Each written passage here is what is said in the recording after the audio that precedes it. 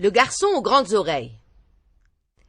Kenya Meken, il était une fois dans un pays lointain, très très lointain, un gouverneur, un hakim, dont le fils avait de grandes oreilles.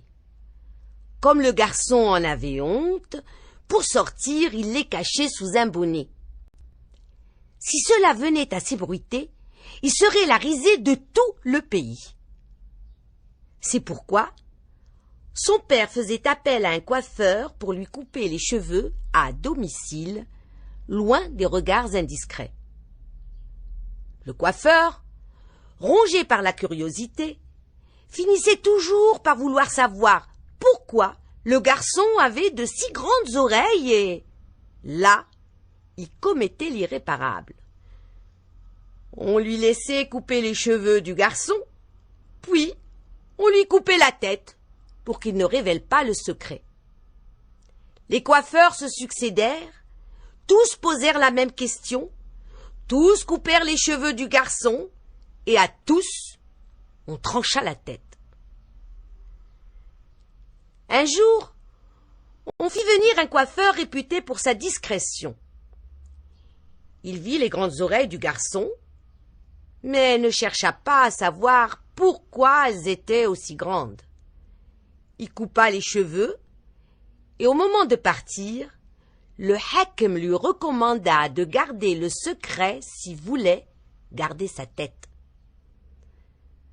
De retour chez lui, le coiffeur s'aperçut que le secret qu'il détenait prenait une telle ampleur, une telle place que son corps gonflait, à en devenir trop lourd.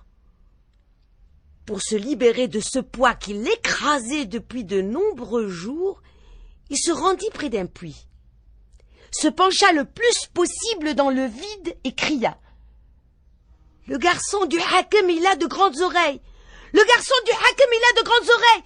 Le garçon du hakim, il a de grandes oreilles !» Pour la malchance du coiffeur, la grenouille l'entendit et se mit à crier « Le garçon du hakim, il a de grandes oreilles! Le garçon a de grandes oreilles! Le garçon a de grandes oreilles !»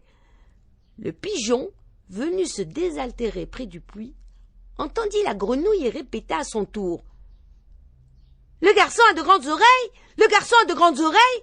Le garçon a de grandes oreilles !» Le corbeau entendit le pigeon et se mit à hurler « Le garçon a de grandes oreilles! Il a de grandes oreilles! Il a de grandes oreilles! Il a de grandes oreilles !»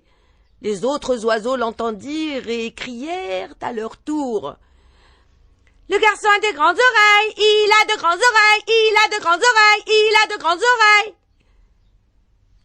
Le secret fut révélé.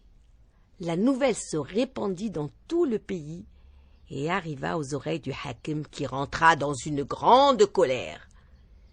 Il ordonna à ses gardiens de lui amener le coiffeur pour le punir.